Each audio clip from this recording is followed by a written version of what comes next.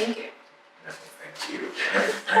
You're literally I am enjoying you're myself. learning so much about me today. And why did you start recording videos for YouTube? I've always wanted to do a YouTube channel, like ever since I was young, and I started and stopped, and talked myself out of it. And this is the year that I want to go after doing what I've always wanted to try, so. If you could change one thing about yourself, what would it be?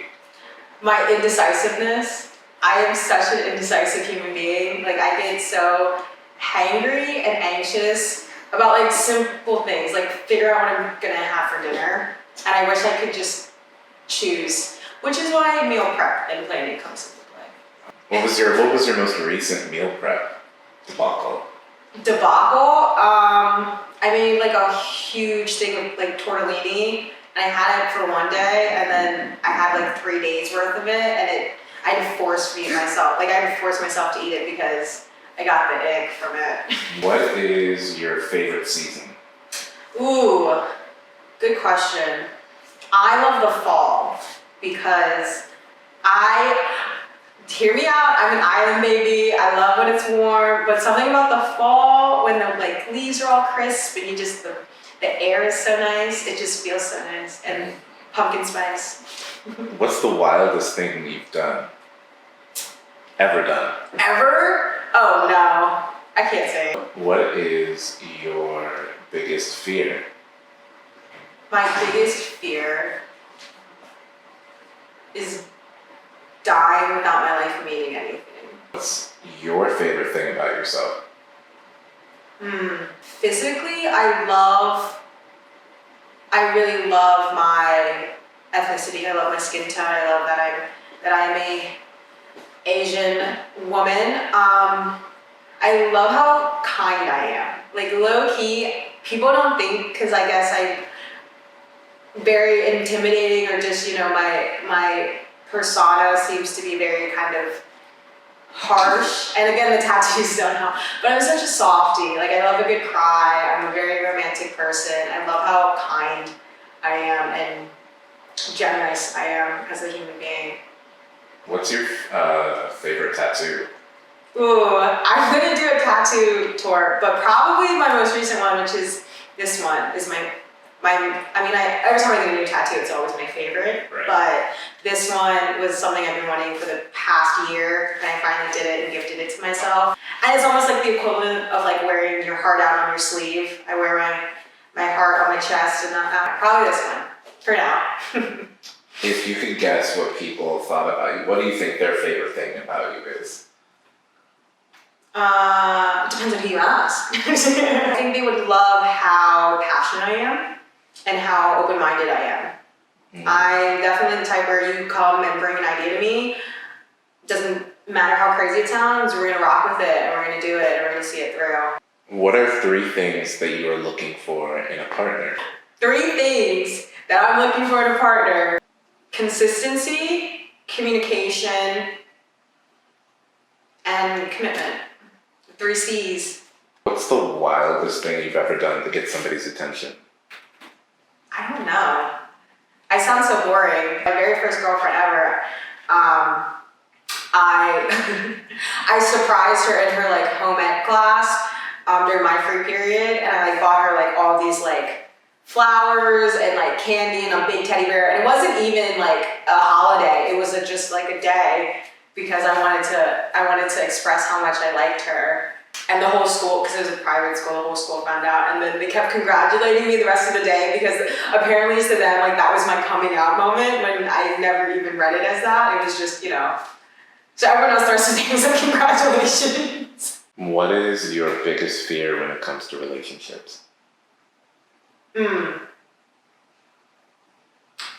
Probably stagnation, as far as like someone staying either with me or vice versa because of either history or like complacency. So I mean by stagnation in the sense that like we're not trying to motivate each other to constantly evolve and grow and truly enjoy each other's time. I think that's my biggest fear, because I've seen often enough when people hit a certain like time period within their relationships, it's almost like, not that the magic's gone, but the romance kind of fizzles out, and then there's no effort, or there's like this like line of, oh yeah, yes, that's my person and we're comfortable, but there isn't that extra kind of effort to keep it really alive and growing.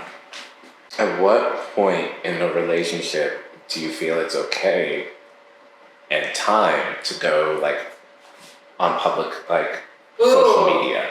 Soft launching your Yeah. significant other. Soft launch or hard launch? That's a great question. I think social media is such a weird space.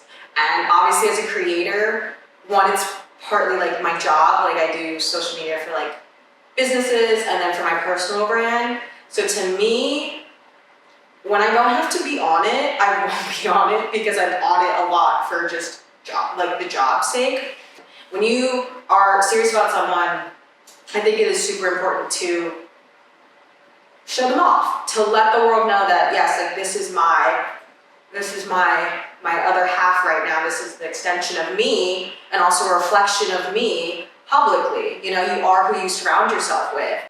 I'm a very much slow and steady wins the race. If I'm talking to someone and we're serious and we're on the same page, I expect that commitment, and then knowing within the next, I would say month, 2-month period, if you both are on that same page, to naturally want to show them off, because I think that's more of a gradual thing. I wouldn't be like straight off the bat, like, without a conversation. I've had an instance where I wasn't even seriously talking to someone, and to them, they wanted to immediately like broadcast me. Looking back at it now, I knew that they were trying to be nice, or maybe it was kind of a way of them to show that they cared. But to me, it was very off-putting because they couldn't provide for me the actual definitive answer of, yes, I want to date you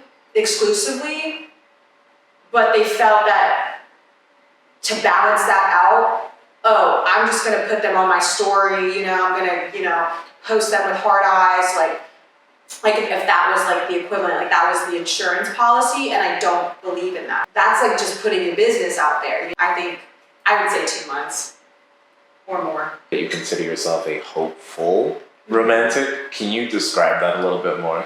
Yeah, so I love romanticizing my life because I feel like I've spent the past decade of my life super sad and depressed. I hope, and I go into any relationship or connection with someone with genuine, pure intentions, and I am hopeful that the universe, God, whatever you subscribe to, will bless it and see it to what it's supposed to be without rushing and without it being forced, because I feel like romance, especially in this day and age, has such a negative connotation of like, oh, you're a hopeless romantic. You want to give all to someone who doesn't want anything to do with you. That's love.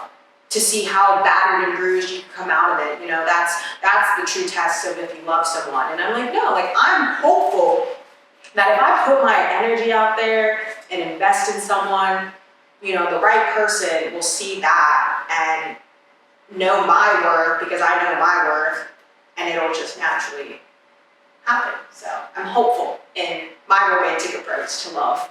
How do you get over a breakup? Ooh. When you get out of the relationship?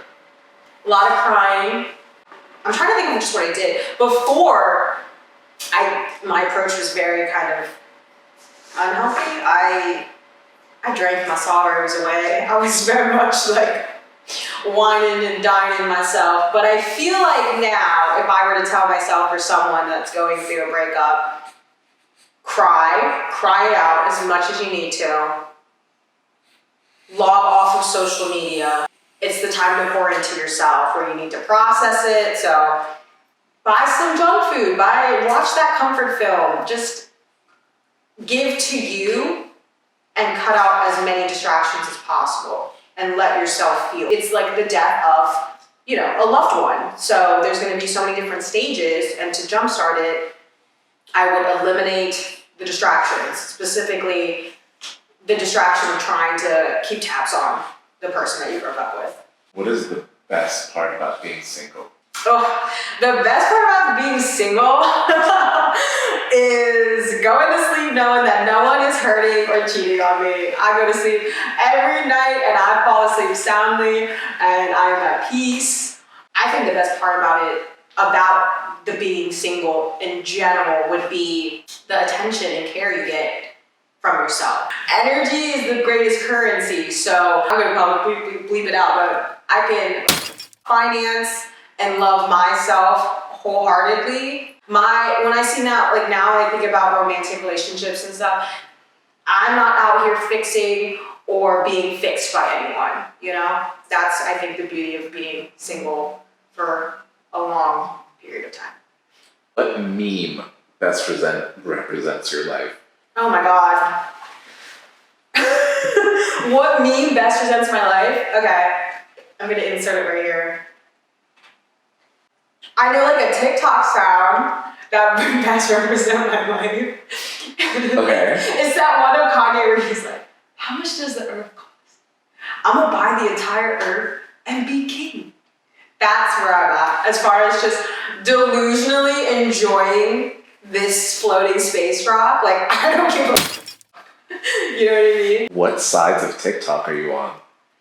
My TikTok has skewed so crazily. I'm on the definitely depressed side of TikTok. I'm on the art post side of TikTok. Definitely right now because I liked one tarot reading page. Me that the love of my life is knocking on my door and I'm just like, I kind of believe you though. But like no, I'm definitely on like the tarot side right now because I liked one video.